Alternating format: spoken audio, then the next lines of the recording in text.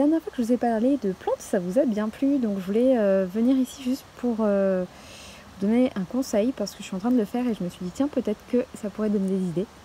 Je suis en train de récupérer les graines de certaines plantes que j'ai plantées, notamment tout ce qui est plantes aromatiques et médicinales. Et j'avais planté du basilic tulsi, cette plante-là, qui a en fait des feuilles, des petites feuilles comme du basilic. Bon là elles sont vraiment minuscules puisque c'est celles que j'ai récupérées là, mais j'en ai des plus grandes qui sont en train de sécher pour faire des tisanes. Car en fait ce n'est pas un basilic basique entre guillemets, c'est du basilic sacré. Donc le tulsi, c'est une plante médicinale à part entière, notamment on l'utilise beaucoup en Inde en fait. Donc on l'appelle le basilic sacré. Il est considéré comme la reine des plantes là-bas parce qu'il a beaucoup de propriétés purificatrices, apaisantes également. C'est considéré comme une plante adaptogène, c'est-à-dire que c'est une plante qui va aider le corps à mieux s'adapter au stress, à l'endurance, et avoir un côté aussi détoxifiant et rééquilibrant. Du corps et de l'esprit également, pour le côté même gestion du stress. Voilà, il a vraiment beaucoup de vertus. Et voilà, et son nom l'indique, basilic sacré, c'est vraiment une plante qui est sacrée en Inde. Et voilà, il a beaucoup de vertus et je l'aime beaucoup, même son odeur, son goût en tisane, il est très très bon. Voilà, moi j'aime beaucoup l'utiliser dans mes remèdes dans mes petites tisanes maison. En plus ça donne un bon goût. Alors j'en avais planté, j'ai eu qu'un petit pied, j'ai oublié de vous le filmer parce que là je l'ai coupé. Je l'ai coupé pour récupérer donc les plantes. Et là ce que je fais, c'est que je récupère les graines. En fait les graines se trouvent quand le basilic monte en fleurs. C'est pareil pour l'autre basilic. Donc il fait ça, il fait des petites... alors là il est frais, des petites fleurs, et en fait on va récupérer les graines des fleurs une fois qu'elles auront séché. Alors est-ce que j'en ai des secs là? Non, je crois que j'ai tout utilisé malheureusement. En gros quand c'est sec ça ressemble à ça, donc tout sec, et ça c'est marron de la même couleur. Donc moi ce que j'ai fait, c'est que j'ai récupéré tout ça et du coup je les ai mis en poudre quoi. Et du coup je frotte comme ça. Après il y a peut-être d'autres techniques, mais moi je trouve que c'est la technique qui me convient le plus. Je frotte et puis vous voyez, alors attendez, voilà, là on voit plein de petites graines noires là, et ça attendez, hop, voilà, ça c'est les petites graines de basilic sacré. Voilà. Voilà. Bref, voilà, une petite graine que vous pourrez planter pour l'été prochain pour votre petit jardin médicinal, si vous le voulez. Après, ça s'utilise très bien en cuisine. On peut l'utiliser comme un basilic de chez nous. Mais il a tellement de propriétés autres que je préfère l'utiliser pour celle-ci qu'en cuisine. Je garde le nôtre pour la cuisine. Donc voilà, attention, ça colore bien les doigts. Voilà, comme vous pouvez le voir, j'ai vraiment les doigts et les ongles cracra. Mais vous pouvez donc récupérer ces graines pour en faire des petites plantes pour l'été prochain, le printemps prochain. Donc voilà, là je m'amuse, c'est vraiment minutieux comme travail. C'est un petit peu embêtant, c'est pas non plus fun, je dis que je m'amuse, mais voilà, là j'ai bientôt fini. Donc voilà. Oh, qui va là? Je vais vous faire une petite pause poussin. Coucou. Dites bonjour. Vous dites bonjour. Mais alors?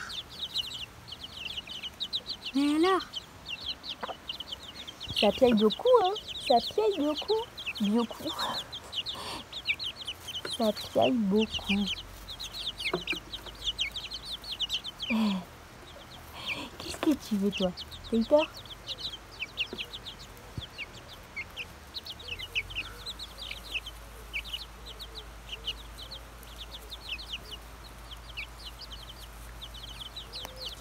Avec la maman qui veille au grain, hein? Ouh, on s'y tire. Bah oui.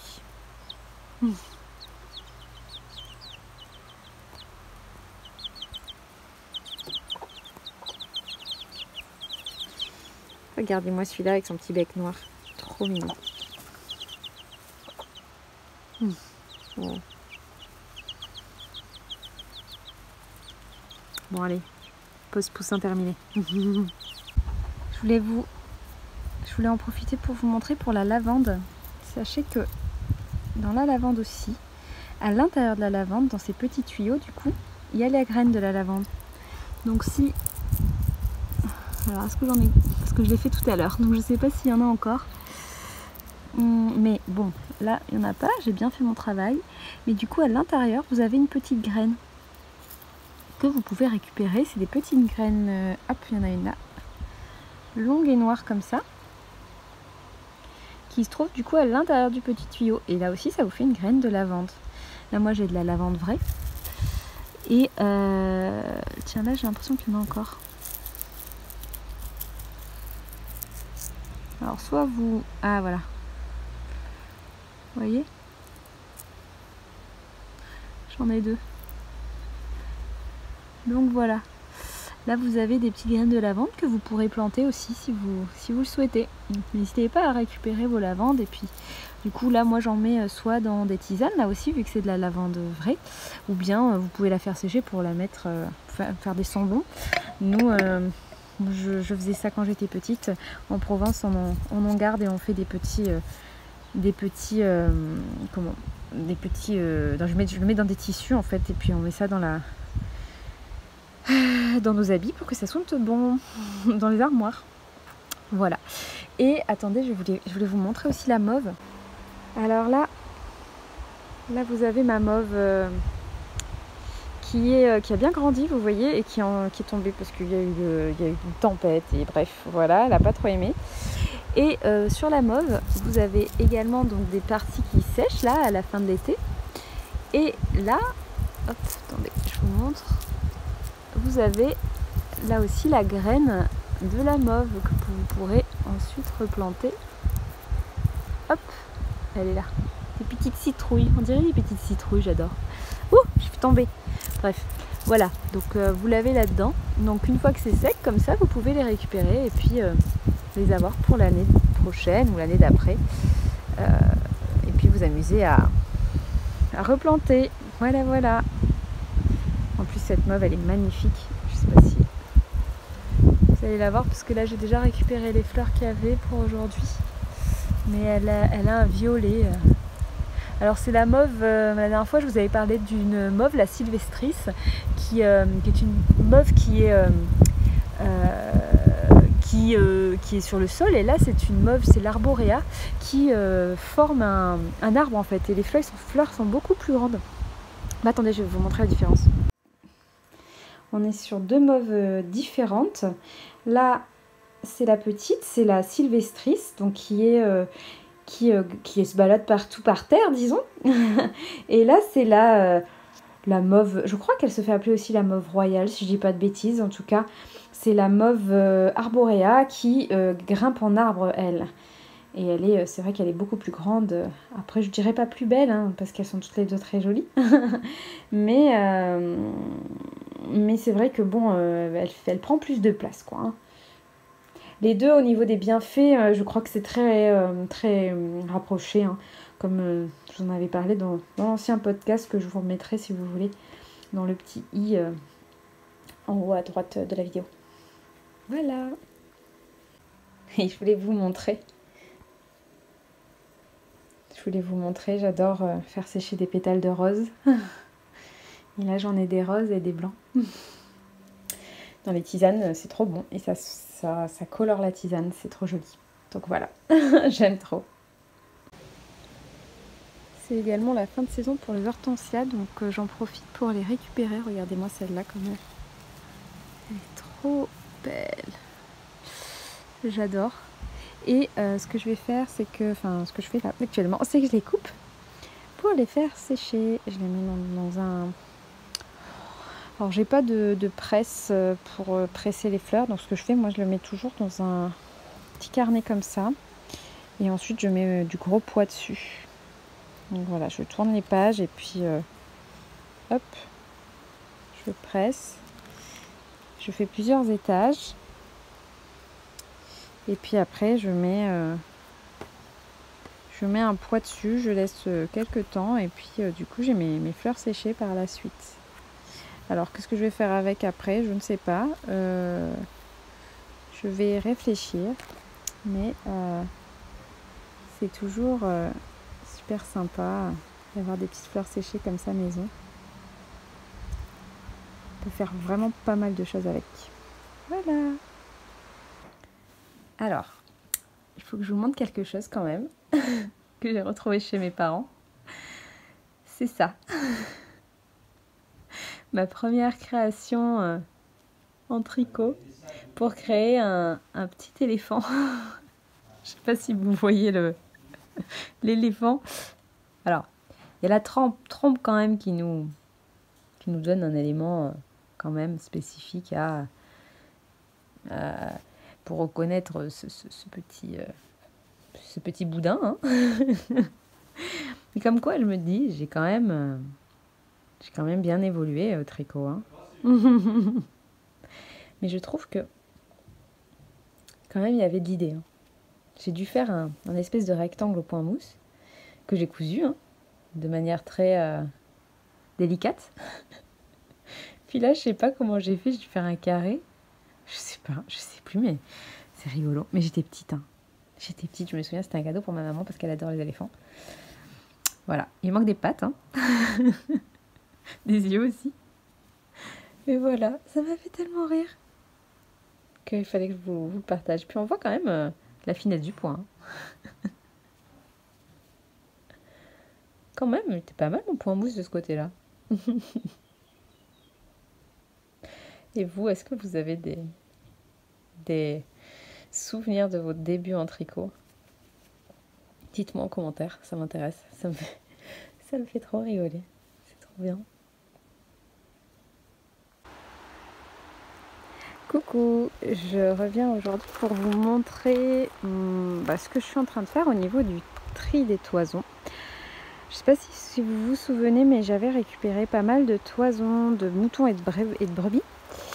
Et du coup, je suis rentrée de vacances et je me suis dit que ce serait bien je les avais stockées dans des sacs poubelles, donc j'avais un peu peur qu'elles soient un peu enfermées et que ça soit un peu humide, surtout que le jour où on est allé les chercher, il s'était mis à pleuvoir, donc il avait plu un peu la veille, donc du coup j'avais peur que voilà, il y ait des toisons qui soient abîmées.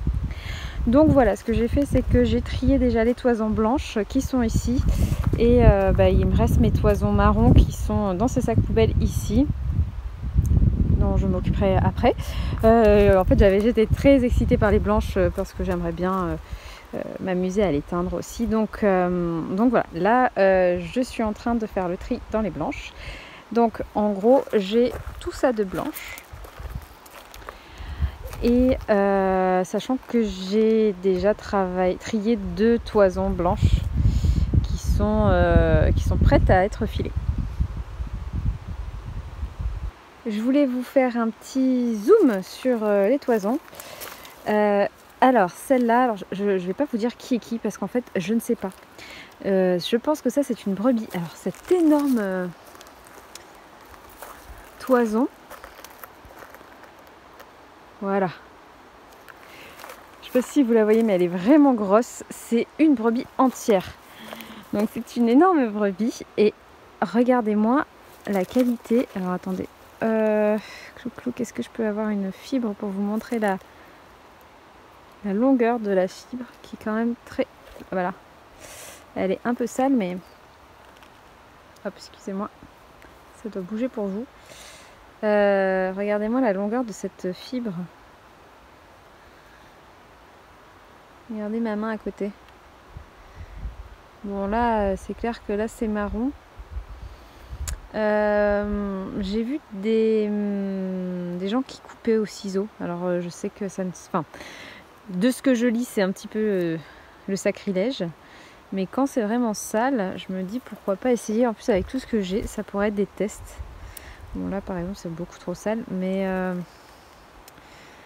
là par exemple on est sur quelque chose de plutôt pas mal.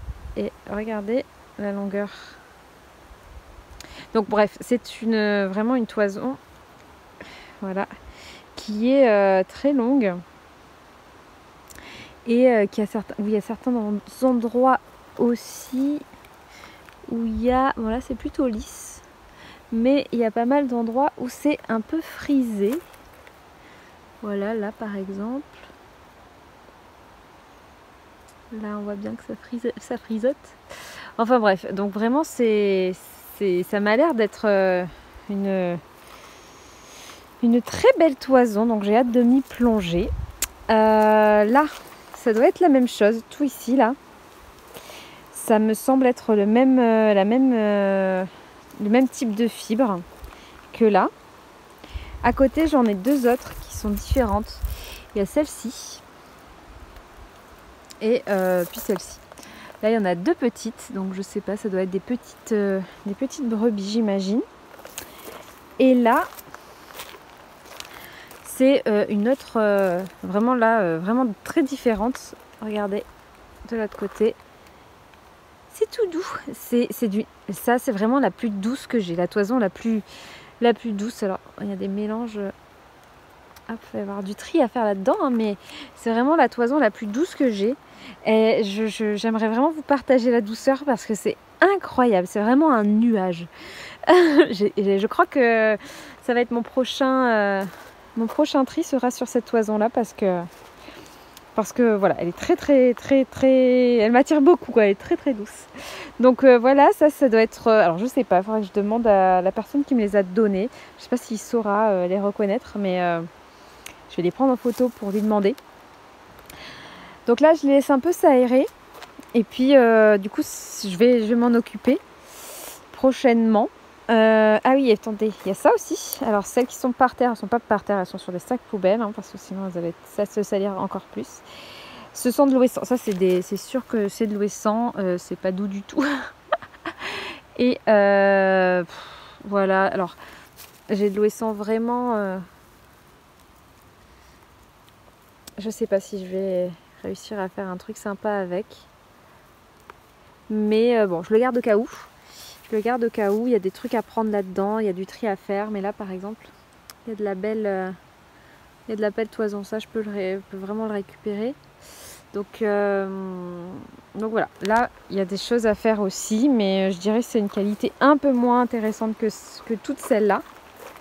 Et puis, malheureusement, dans la brouette, c'est ce que je vais jeter, entre guillemets. Je ne jette pas les toisons. Moi, je les récupère pour les mettre au jardin. Donc ça va, c'est pas... Je recycle. En fait, tout ce qui est dans la brouette, il y a au moins 3 toisons qui étaient très mouillées. Elles sont très mauvaises. Et il y a des endroits où c'est moisi. Donc là, vraiment, je pense que c'était les toisons qui étaient sur le dessus qu'on avait mis dans un sac poubelle. En fait, on l'a fait très vite et du coup, on n'a pas eu le temps de trier. Et c'est pour ça que c'était important pour moi de le faire aujourd'hui parce que j'avais envie de voir dans quel état elles étaient. Donc j'ai bien fait parce que du coup, là-dedans, tout est à jeter. Je suis vraiment dégoûtée parce que... Alors au fond, il y a un ouessant. Mais ça, c'était pas un ouessant du tout. Regardez, il y avait de la très belle toison, toute frisée. Mais là, franchement, ça pue vraiment. Alors regardez, là on voit bien...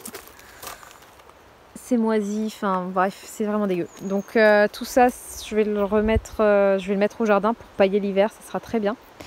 Ça va nourrir mon sol et voilà. Donc je vais le remettre dans des sacs poubelles en attendant de terminer le jardin d'été là, et puis je mettrai par-dessus.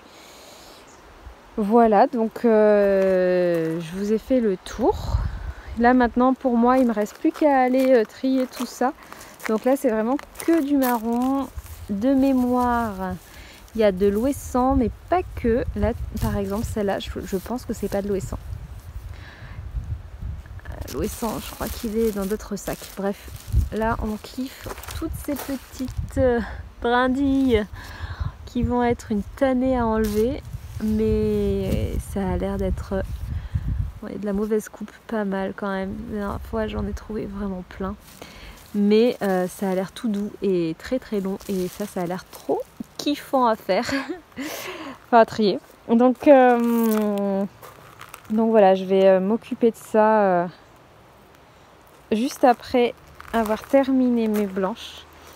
Et puis je vous montrerai ça rapidement. Voilà. Voilà le résultat pour la toison marron. Donc on a, là je sais vraiment pas, il y a vraiment différentes qualités là aussi, différents moutons, brebis je pense. Là par exemple c'est vraiment des grandes toisons, donc je pense que c'est de la brebis. On est vraiment sur une super fibre, hyper longue et hyper élastique, trop belle. Là ici il doit y avoir de l'ouessant, c'est vraiment des tout petits. Ces deux là je pense c'est de l'ouessant. Par ici ça je sais pas, regardez, attendez, hop, je verrai mieux là. Vous voyez c'est pas la même couleur qu'à côté là, c'est un espèce de gris, de marron clair avec un peu de blanc. Donc j'adore, j'ai trop hâte de trier ça. Ça va vraiment changer de ce marron, on voit bien la différence là, tiens. Là il y a un gros tas avec là aussi on dirait deux qualités différentes, parce qu'il y en a, je pense que ça doit être de l'ouessant. C'est très rare et un peu plus rêche que celle-là par exemple, qui est beaucoup plus moelleuse et longue et pas de la même couleur. Donc voilà, là il y en a plusieurs, je sais même plus, il faut que je compte combien il y en a en tout. Je vais vous compter ça. Et ça c'est ce qui a jeté, c'est ce que j'ai trié un petit peu sur le tas, tout ce qui est sale, et puis voilà les parties non utilisables. Là il y en a une aussi par terre, j'ai plus trop de place en fait, là sur une chaise, là sur la dernière qui est en train de, qui est sur le grillage. Je commence à être un peu à court de place en fait. Donc mais là c'est bon, j'ai tout. Enfin, j'ai tout, il en reste dans la maison, il y en a une ou deux dans des sacs que je suis en train de trier, mais là voilà, on est à peu près dans, on a à peu près tout ce que j'ai. Sachant que ça va partir du coup en paillage. Mais bon, il y a beaucoup de choses là-dedans qui vont être triées, qui vont virer au paillage aussi, hein. Là j'ai fait un tri vraiment rapide. Alors contrairement à la toison blanche, là j'ai pas eu de problème d'humidité, donc je suis super contente. Mais voilà, je vais vous compter combien il y en a. J'arrive. Alors, j'ai à peu près une vingtaine de toisons marron et donc une dizaine de toisons blanches. Donc voilà, ça fait une trentaine de toisons à trier. Je vais avoir du boulot, mais c'est trop cool, je suis contente. Je vais faire ça au fur et à mesure, hein, selon mes besoins, mes envies. Je pense que là, pour commencer, comme hier je vous disais que j'allais prendre la toison toute douce, là j'ai envie de commencer celle-là aussi en premier. Donc je vais me la mettre de côté parce que ça m'intrigue vraiment, une fois cardée, une fois filée, la couleur que ça va avoir. Et puis après je prendrai soit des laines longues là comme ça, parce que c'est beaucoup plus agréable à trier et à filer que l'ouessant qui est vraiment plus compliqué à faire. Donc là c'est vraiment agréable quand c'est long, quand la fibre est longue en fait pour trier. Donc vous voyez, on tire dessus et c'est déjà fait quoi. Donc je vais faire, je pense que je vais faire selon mes envies et puis le plus simple en premier, et je garderai les plus embêtantes à la fin, genre celles-là ou celles qui sont vraiment sales, parce que parce que c'est un peu embêtant. Je vais vous montrer celle-là, regardez-moi ça. Regardez-moi ces longs cheveux cramés au soleil. Bref. Donc voilà, je me suis dit que j'allais commencer par le plus simple pour pas me prendre la tête et puis peut-être que d'ailleurs j'en aurai assez. Coucou, un petit bout de vie. Je suis en train de ramasser les patates. Cette année c'est une récolte un peu moyenne. Bon, j'ai cette brouette. J'en avais déjà récupéré. Donc je pense que ouais voilà, il faut rajouter quelques pommes de terre dans la brouette. Et j'en avais planté tout là. Bah, là où il y a les poules en vrai, parce que comme j'ai retourné la terre, elles sont à fond. Et en fait j'avais mis mes courges dans mes patates. C'est une bonne idée dans le sens où ça prend pas de place quand vous plantez vos pieds, mais en fait c'est une très mauvaise idée quand vous récoltez les pommes de terre avant les courges, parce que j'ai dû mélanger la terre tout en faisant attention à mes courges parce qu'elles sont pas tout à fait prêtes. Moi j'aime bien les laisser jusqu'à ce que leurs pieds meurent en gros, tant qu'il n'y a pas trop d'humidité.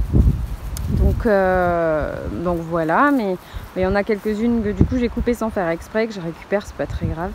Elles continueront à mûrir. En fait c'est surtout certains endroits, vous voyez, où la courge, oh, on voit ma tête, où la courge n'est pas tout à fait rouge, et en fait régulièrement moi je les retourne pour pas que ça moisisse et puis pour que ça soit coloré de tous les sens.